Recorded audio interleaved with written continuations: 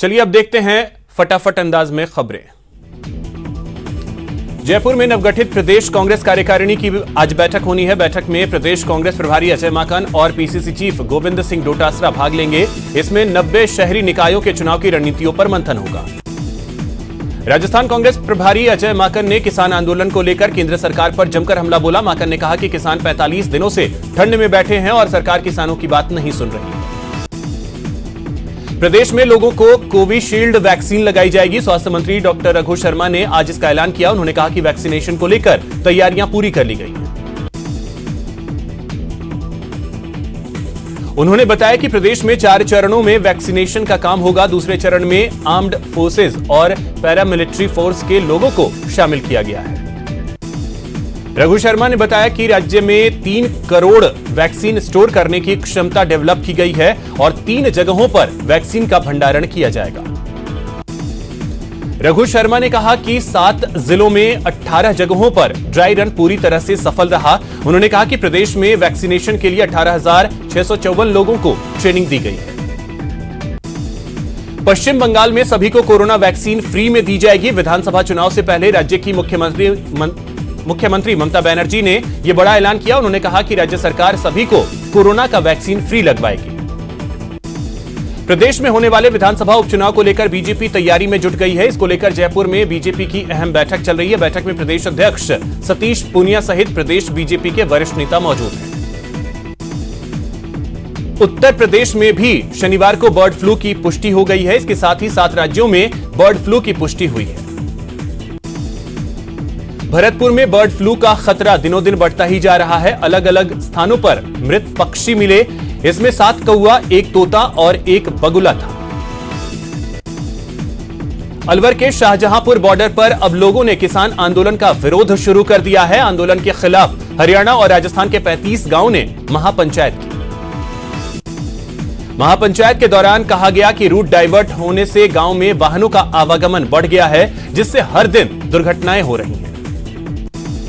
कोटा में किसानों ने बीजेपी के प्रदेश महामंत्री मदन दिलावर के खिलाफ प्रदर्शन किया। उन्होंने दिलावर के किसानों के ऊपर दिए बयानों का विरोध किया और पुतला दहन किया।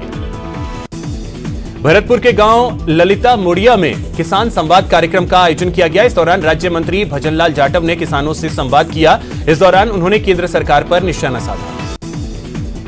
जोधपुर कायलाना झील में लापता कैप्टन अंकित गुप्ता की चौथे दिन भी तलाश लगातार जारी है। दिल्ली से आए नेवी के मरीन कमांडो को भी अभी तक कैप्टन अंकित गुप्ता की तलाश में सफलता नहीं मिली है। इससे पहले 2 दिन एयरफोर्स और सेना के साथ पुलिस, एनडीआरएफ, एसडीआरएफ की टीम में कैप्टन अंकित गुप्ता की तलाश में जुटी रही। हनुमानगढ़ में अपराधियों ने मेडिकल स्टोर संचालक की हत्या कर शव को सड़क पर फेंक दिया। घटना हनुमानगढ़ टाउन थाना इलाके के फतेहगढ़ खिलेरीबास गांव की है। बीकानेर के बीचवाल थाना इलाके में नाकाबंदी तोड़ भाग रहे ट्रक चालक ने कांस्टेबल बुधराम पर ट्रक चढ़ा दिया। ट्रक में फंसा कांस्टेबल 500 मीटर तक घिसटता चला गया, जिससे कांस्टेबल गंभीर रूप से घायल हो गया। सिरोही के माउंट आबू के एक होटल में आज अचानक आग लग गई। देखते ही देखते आग ने विकराल रूप धारण कर लिया। खबर मिलते ही फायर ब्रिगेड की टीम मौके पर पहुंची और आग पर काबू पाया। कोटा में एक युवक को मजनूगिरी भारी पड़ गई और उसकी जमकर धुनाई हो गई। घटना कोटा बैराज इलाके की है, जहां युवक ने युवती को छेड़ने की कोशिश की। मारपीट का यह वीडियो सोशल मीडिया पर वायरल हो रहा है। पाली जिले के जाडन गांव में 1,52,000 रुपए के नकली नोट मिलने के मामले में पुलिस ने 3 लोगों को गिरफ्तार किया है। भरतपुर में हथियारबंद बदमाशों ने ट्रैक्टर लूट ली। घटना कामा बरसाना रोड की है, जहां सुबह सुबह बदमाशों ने ट्रैक्टर चालक को बंधक बनाकर जंगल में फेंक दिया और ट्रॉली सहित ट्रैक्टर लेकर फरार हो गए। कोटा में बाइक टकराने की मामूली बात को लेकर बदमाशों ने एक युवक को चाकू मार दिया, जिसके बाद उसे आनन फानन में एमबीएस अस्पताल में भर्ती करवाया गया। अजमेर में पुलिस ने 6 सटोरियों को गिरफ्तार किया है। सटोरियों के कब्जे से करीब 43,000 कैश और सट्टे की पर्चियां बरामद की गई। सड़क हादसे में घायल एएसआई उगरा राम की इलाज के दौरान अजमेर के निजी अस्पताल में मौत हो गई। अलवर जिले के बानसूर थाना इलाके में कार और बाइक की टक्कर हो गई। हादसे में बाइक सवार की मौके पर ही मौत हो गई। भरतपुर में ब्राह्मण धर्मशाला के पास ट्रक की चपेट में आने से बाइक सवार एक महिला की मौत हो गई। कोटा के विज्ञान नगर में चोरों ने महिला टीचर के सूने मकान को निशाना बनाया। चोरों ने मकान का ताला तोड़ दिया और सोने चांदी के जेवरात पर हाथ साफ कर दिया। अलवर के किशनगढ़ में नगर परिषद चेयरमैन के बेटे के साथ मारपीट का मामला तूल पकड़ने लगा है। लोगों ने आरोपियों की गिरफ्तारी की मांग की। कोटा में पार्षद के नेतृत्व में लोगों ने विरोध प्रदर्शन किया। उन्होंने वारदातों को अंजाम देने वाले बदमाशों को गिरफ्तार करने की मांग की।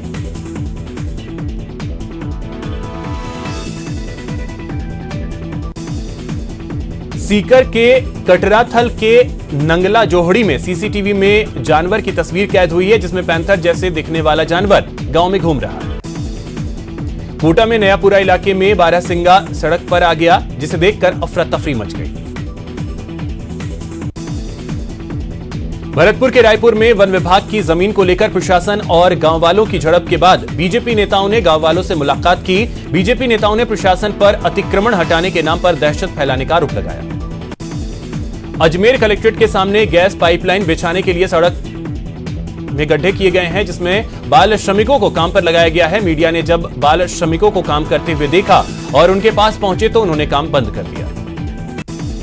भरतपुर के वैर में आशा सहयोगिनी ने बैठक आयोजित की। इस दौरान आशा सहयोगिनी ने सरकार के खिलाफ नारेबाजी कर नाराजगी जताई। अजमेर नगर निगम के डिप्टी मेयर और बीजेपी नेता संपत सांकला पर सरकारी जमीन खरीदने के खिलाफ एसीबी में मामला दर्ज किया गया है, जिसके बाद एसीबी पूरे मामले की गंभीरता से जांच कर रही है। मामला दर्ज होने के बाद आज पूर्व उप महापौर संपत सांकला ने अपनी ओर से भी मीडिया के सामने स्पष्टीकरण दिया। भरतपुर में ज्यादातर कॉलोनियों में जलभराव की समस्या बनी हुई है। मेयर अभिजीत कुमार का वार्ड भी जलभराव की चपेट में है। कलेक्टर आशीष मोदी ने जैसलमेर में चिकित्सा संस्थानों का औचक निरीक्षण किया। इस दौरान कलेक्टर ने ग्रामीण क्षेत्रों में बेहतर चिकित्सा सेवाएं देने का आह्वान किया। कोटा में नगर विकास न्यास की बैठक आयोजित की गई, जिसकी अध्यक्षता न्यास चेयरमैन उज्जवल राठौर ने की। भरतपुर में सरसों के दामों में बढ़ती तेजी ने इस साल नए रिकॉर्ड बनाए हैं। सरसों के भाव पहली बार 6,200 रुपए प्रति क्विंटल तक पहुंच गए हैं। भरतपुर के बयाना में बूचड़खाना खोले जाने के प्रस्ताव पर विश्व हिंदू परिषद और हिंदू विचार मंच ने कड़ा विरोध जताया है। वीएचपी कार्यकर्ताओं ने इसको लेकर कलेक्टर के नाम ज्ञापन सौंपा।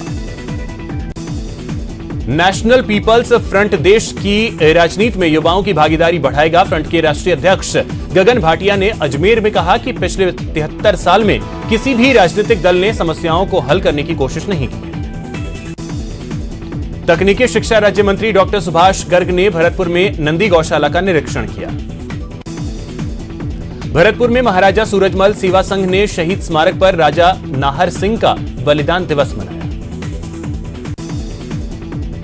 अजमेर के विजयवर्गीय समाज के महिला मंडल ने मंदिरों में जाकर वहां आने वाले श्रद्धालुओं को। ब्रेक के बाद आपका स्वागत है। चलिए रुख करते हैं खबरों की ओर।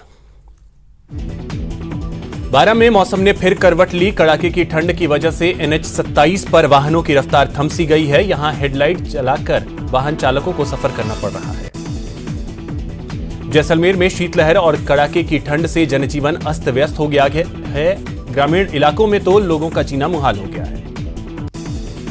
देश में कोरोना मरीजों के आंकड़ों में गिरावट जारी है। बीते 24 घंटे में 18,645 नए केस सामने आए हैं, जिसके बाद मरीजों का आंकड़ा 1,04,50,000 को पार कर गया।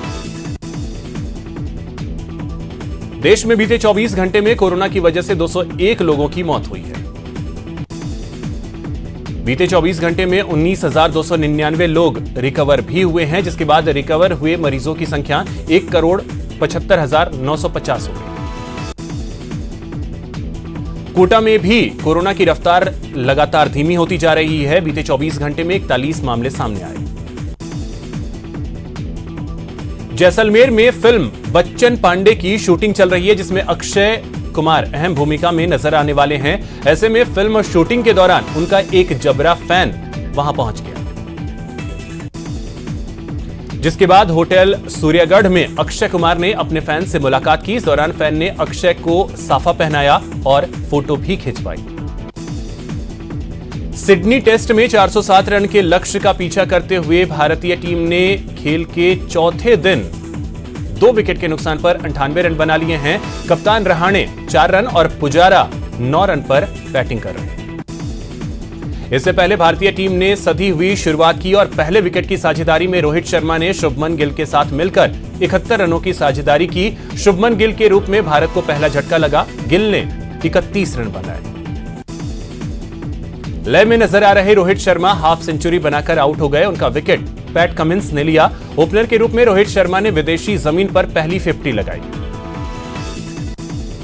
इससे पहले ऑस्ट्रेलियाई कप्तान टिम पेन ने दूसरी पारी 6 विकेट पर 312 रनों पर घोषित कर दी। पहली पारी में 94 रन की लीड मिलाकर ऑस्ट्रेलिया ने 406 रन की बढ़त ली। ऑस्ट्रेलिया की दूसरी पारी में ग्रीन ने 84 और स्मिथ ने 81 रन बनाए। ऑस्ट्रेलियाई दौरे पर भारत के घायल खिलाड़ियों की फहरिस्त लंबी होती जा रही है। शनिवार को बैटिंग के दौरान अंगूठा फ्रैक्चर होने की वजह से रविंद्र जडेजा भी सीरीज से बाहर हो गए हैं। चोट के कारण जडेजा अगले 6 सप्ताह क्रिकेट से दूर रहेंगे।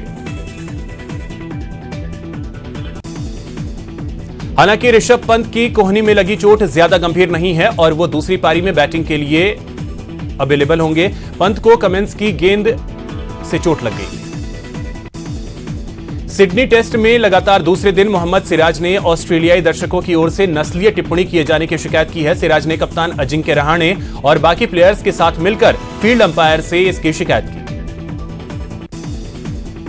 इसके बाद अंपायर ने मैच रेफरी और टीवी अंपायर से बातचीत कर पुलिस को बुलाया। पुलिस ने 6 दर्शकों को स्टेडियम से बाहर कर दिया।